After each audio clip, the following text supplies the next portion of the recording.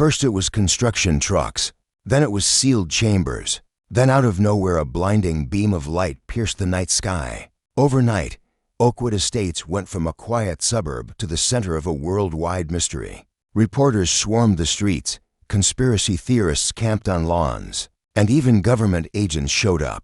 But just when the neighbors thought things couldn't get stranger, a plain envelope appeared in every mailbox with a chilling warning: do not interfere, do not approach, stay inside when the activation begins.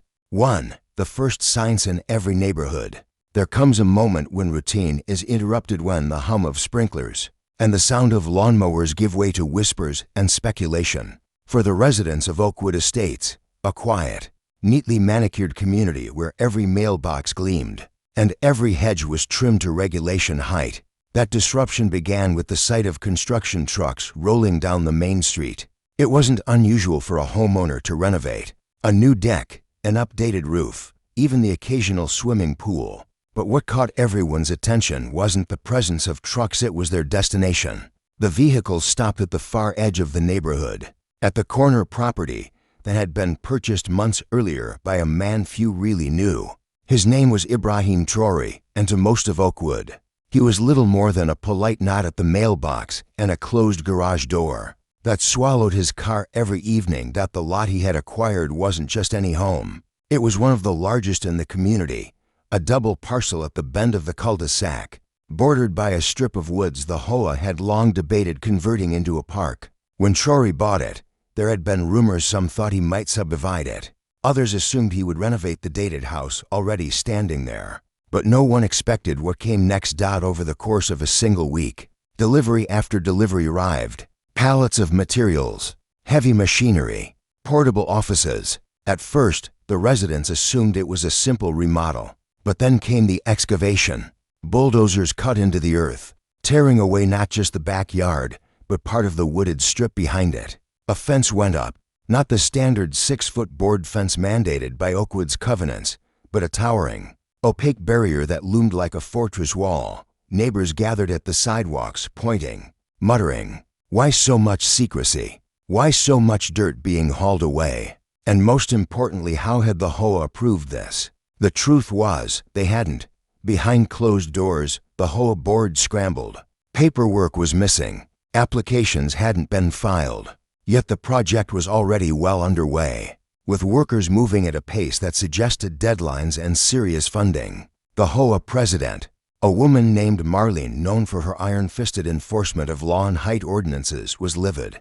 But every time she sent a notice, it went unanswered. Every time she attempted to approach the site, security guards turned her away. Word spread like wildfire. In coffee meetups, on dog walks, during late-night porch conversations, neighbors speculated endlessly. Some insisted Traoré must be building a mansion, something so extravagant it would dwarf every home in Oakwood and crush property values. Others whispered about more sinister possibilities: a business, a factory, maybe even something illegal. The strangest part was how quickly the project escalated. By the third week, the original house was gone, completely demolished. In its place, the skeleton of a sprawling foundation stretched across nearly the entire double lot. Underground levels, neighbors swore, were being dug. Trucks carried out soil by the ton. The noise became relentless: pounding, drilling, grinding. Oakwood, once a quiet retreat, now sounded like a construction zone. And through it all, Traoré himself remained invisible. He was rarely seen outside. Workers came and went, all under strict instructions, never engaging with the residents. Attempts to corner him at the mailbox were fruitless. He seemed to vanish into the project, leaving only speculation in his wake. By the end of the first month, the Hoa had reached its breaking point. Emergency meetings were called. Fines were drafted, letters of violation sent. But strangely, nothing seemed to stick. Every legal move stalled. Permits that should have been denied were mysteriously approved by the city. Paperwork, when requested, appeared stamped and sealed as though every regulation had been satisfied. Marlene began to suspect something far larger was at play. No ordinary homeowner could bypass the Hoa so cleanly. No ordinary resident could move a project forward with such precision, as if every obstacle had been anticipated and neutralized before it even appeared. the neighbors' frustration deepened. Driveways filled with gossiping clusters. Children whispered about the secret bunker being built underground. Retirees peered from their porches with binoculars. And every night, as floodlights illuminated the massive pit that now scarred the property, Oakwood Estates felt a little less like home and a little more like the set of a mystery. No one had signed up for still. No one truly understood the scale of what was coming. To most, it was just an oversized house, an annoyance, a threat to the peace of their neighborhood. But one evening, as the sun dipped behind the half-built structure and shadows stretched across the cul-de-sac, something happened that changed everything. A crane swung a massive steel beam into place, sealing the mouth of what appeared to be an underground chamber. The workers paused, waiting for a cue. Then, in unison, they raised heavy slabs of reinforced concrete over the opening, locking it away from sight. From that moment forward, the whispers turned darker. What was Traoré hiding? Why bury something so large beneath his property? And as Oakwood Estates buzzed with suspicion, none of them realized they were only seeing the surface of a project that reached far deeper than anyone could imagine. The stage was set. The neighbors were restless. The HOA was furious. And Traoré, he hadn't even begun to reveal what he was building. 2. The remorse in the weeks that followed the sealing of the underground chamber. The tone of Oakwood Estates shifted. It was no longer just irritation about noise or frustration over HOA violations. It was unease. A simmering, restless energy pulsed through the neighborhood, carried in whispers and knowing glances.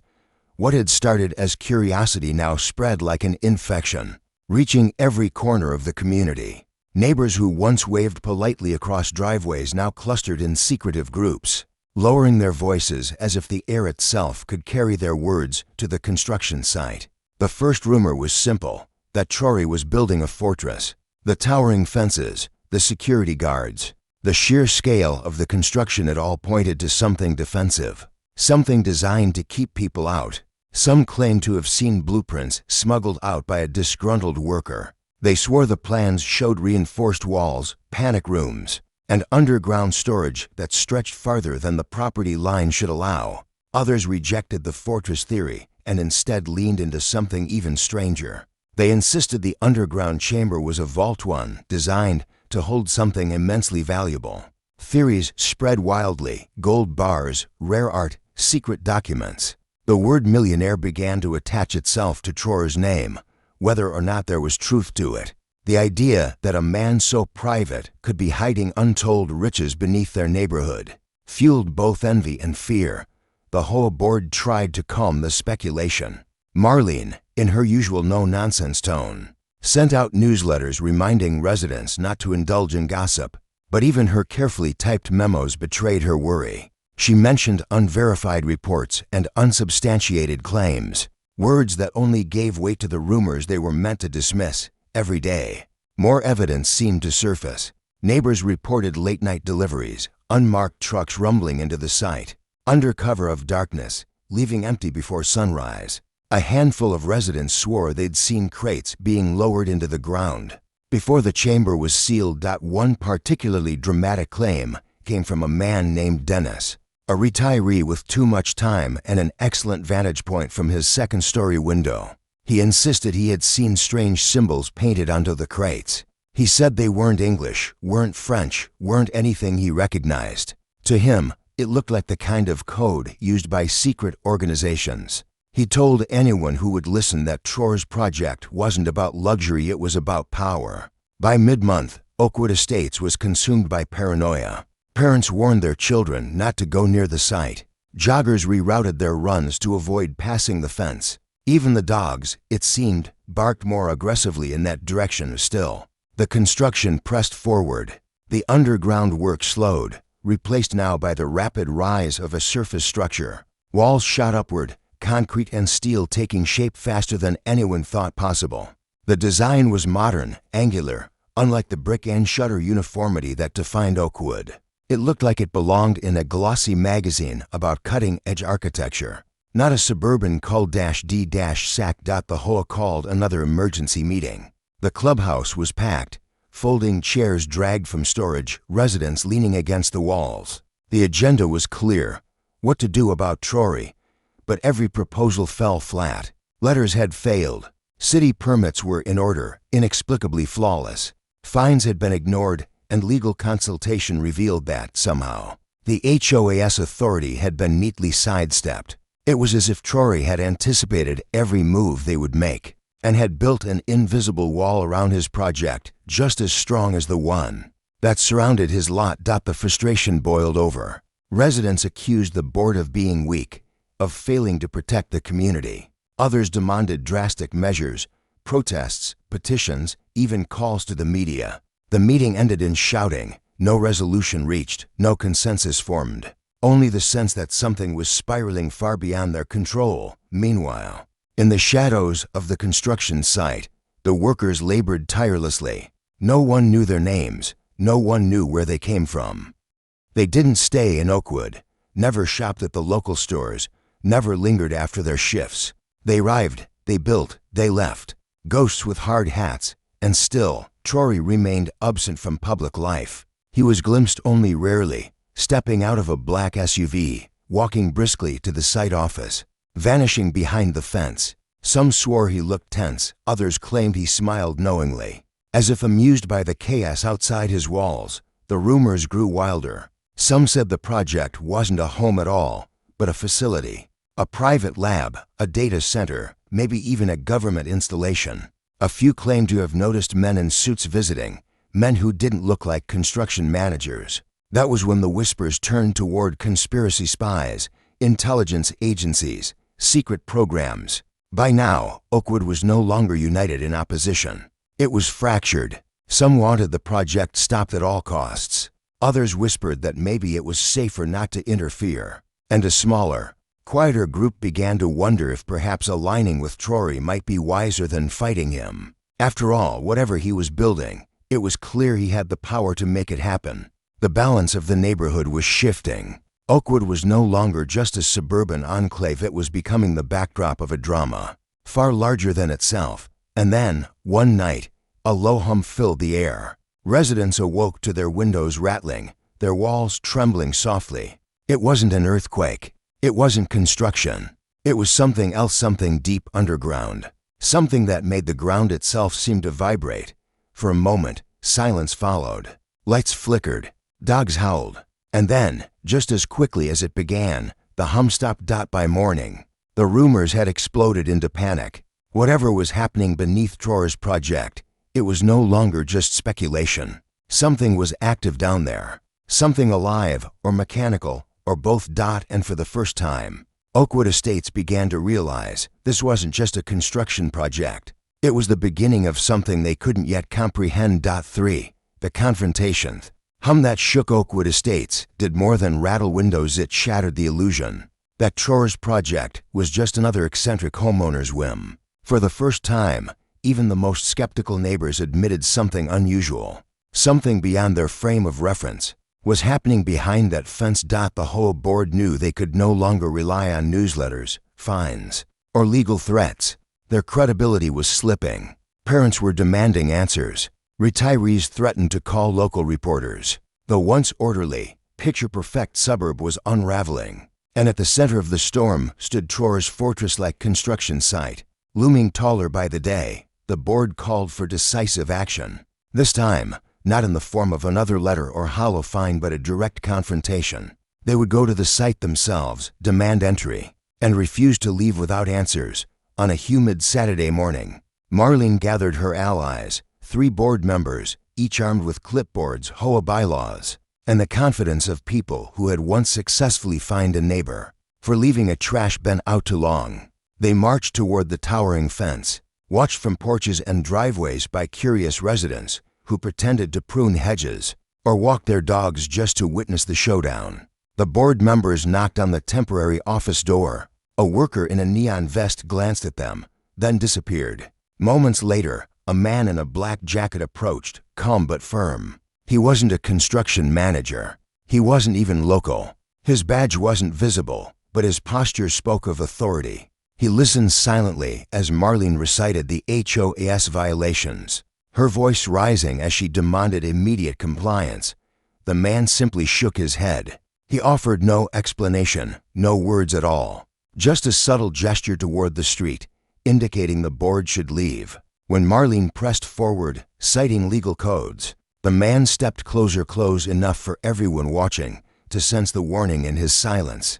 The board retreated, their indignation shaken, their confidence visibly cracked. For the first time, the HOA's power had been met not with defiance or excuses, but with something more chilling, quiet, immovable dismissal. That evening, the neighborhood buzzed with speculation. Some applauded the board's courage, others mocked their failure, but all agreed the confrontation had revealed something new. Whatever force stood behind Traoré, it wasn't simply money or arrogance. It was organization, coordination, a system designed to keep Oakwood out at any cost. From that day, the fence took on a new meaning. It wasn't just a barrier, it was a symbol. On one side, Oakwood Estates, bound by rules and routines. On the other, Traoré's project, advancing with unstoppable precision, protected by forces no one dared to name. Still, curiosity gnawed at the residents.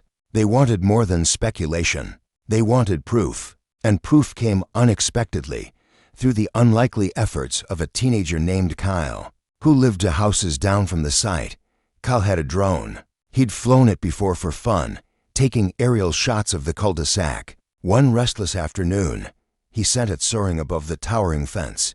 The footage he captured spread through the neighborhood like wildfire. On the screen, neighbors saw what they had only guessed at: the skeletal frame of a massive structure, wider than the lot itself, stretching with sharp, modern lines. Glass panels glittered in the sunlight. Strange, circular vents protruded from the ground, hinting at extensive underground systems. At the center stood an open atrium, a hollow square that seemed designed not for comfort, but for function. The footage revealed no workers in disarray, no chaos of construction, only meticulous order, each team moving in coordinated rhythm. At one point, the drone captured what appeared to be a massive hatch embedded in the ground, a reinforced steel door large enough to swallow vehicles. The residents replayed the footage endlessly, pausing, zooming, speculating. Was it an underground garage, a bunker, a hidden entrance to something far larger? The HOA called another meeting, this one more desperate than before. Attendance was at an all-time high, folding chairs crammed into the clubhouse, neighbors spilling into the hallway. The footage played on repeat, projected against the wall, every detail dissected. Marlene argued for escalation calls to city council, letters to state representatives, even legal injunctions. Others pushed back, warning that drawing more attention might backfire. And beneath the arguments, one truth lingered: the HOA was no longer in control. Meanwhile, construction accelerated. The walls rose higher, the glass took shape, the underground systems disappeared beneath concrete slabs. It was as though Traoré's team had anticipated the drone incident, closing off visible access points within days. Tension thickened in Oakwood. Friendships frayed, accusations flew. Some residents were convinced Traoré's project would bring danger to their doorstep.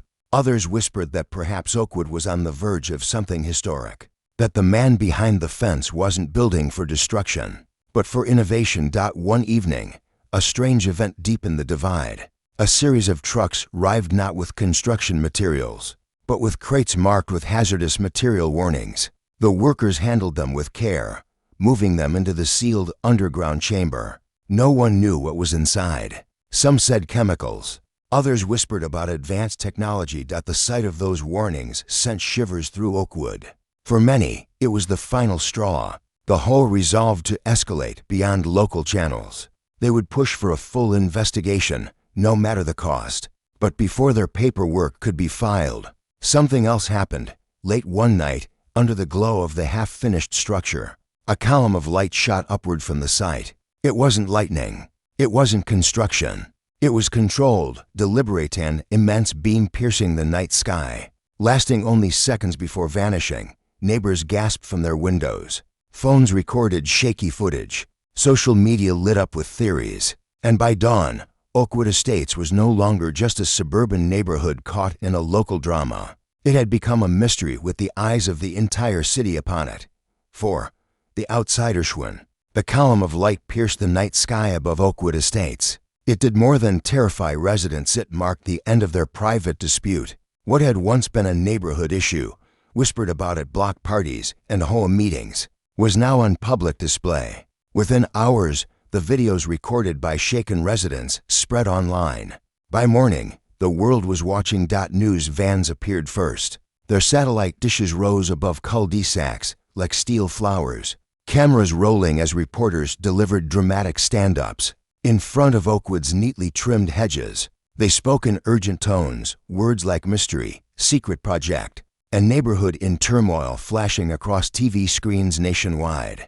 Oakwood, once an anonymous suburban enclave, had become the center of a story too sensational to ignore. With the cameras came outsiders, thrill seekers, conspiracy theorists, amateur investigators. They parked along the streets, blocking driveways, setting up folding chairs as though the neighborhood were now an open-air theater. Some carried binoculars, others waved hand-painted signs demanding the truth. Oakwood residents, already frayed by months of speculation, now found their peace shattered not just by construction noise, but by strangers camped on their lawns. The Hoa tried to manage the chaos, but their authority ended at the neighborhood border. Their violation notices meant nothing to the crowds. Residents complained bitterly about traffic, about gawkers peering into windows, about the sudden loss of their carefully curated privacy. For a community obsessed with order, the intrusion was unbearable. Yet Traoré's project pressed forward, seemingly unaffected. Workers moved with the same precision, trucks came and went without delay, and the fence remained as impenetrable as ever. If the presence of reporters and protesters bothered them, they gave no sign. The work continued as though Oakwood itself had ceased to exist. Then the government arrived. It began with unmarked vehicles parked discreetly at the edges of the neighborhood. Men and women in plain clothes, earpieces tucked beneath their collars, appeared at the perimeter. They weren't reporters. They weren't neighbors. They were something else entirely. Residents whispered about federal agencies, about investigations cloaked in silence. No one knew for certain, but their presence confirmed what many had already suspected. Whatever Traoré was building, it was bigger than Oakwood, bigger than the Hoa, bigger even than the city itself. The board seized on the opportunity. Marlene, sensing a chance to reclaim her authority, pushed for meetings with the officials. But each attempt was met with polite dismissal. The message was always the same: it's being handled. Yet no one explained what it was. The lack of answers only deepened the paranoia. Neighbors divided further, some urging cooperation with the government, others warning that officials might be complicit in whatever was happening behind the fence.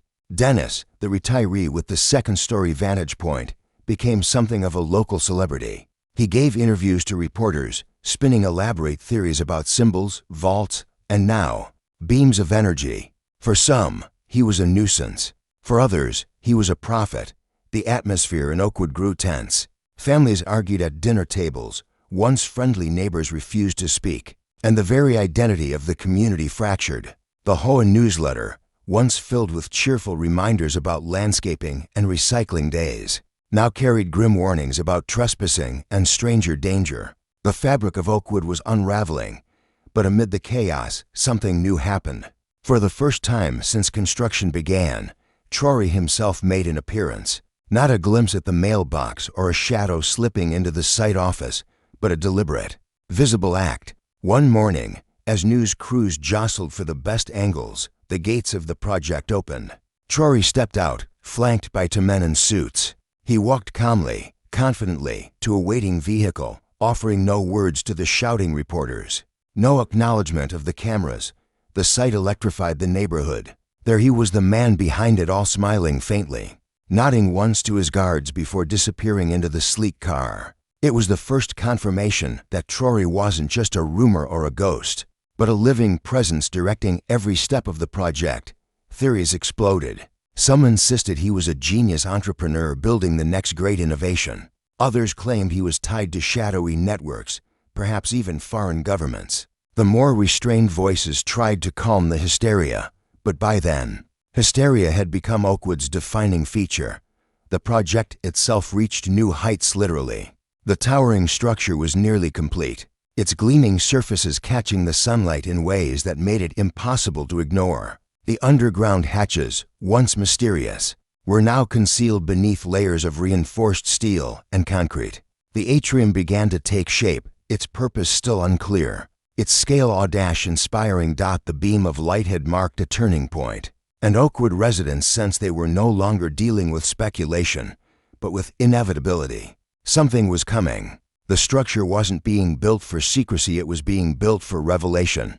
And late one evening, as floodlights bathed the construction in cold white glow, residents noticed something chilling. At the very top of the structure, technicians were installing a device stall, metallic, crowned with a lattice of antennas and sensors. It looked nothing like a rooftop terrace or decorative feature. It looked like equipment, operational equipment. For Oakwood Estates, the question shifted from what is he building to when will it be activated. The waiting had begun. The neighborhood buzzed with restless energy, a mixture of dread and anticipation. Reporters camped, officials lingered, residents whispered. And inside the fortress walls, Traoré's team worked tirelessly, the countdown to something unknown ticking silently in the background. By now, Oakwood Estates no longer resembled the community it once was. Its tidy lawns and symmetrical streets had become the backdrop to a mystery drawing eyes from far beyond its gates. And just when the residents thought the tension couldn't climb any higher, the first official warning arrived, slipped into every mailbox in the neighborhood. A plain envelope, no return address. Inside, a single sheet of paper,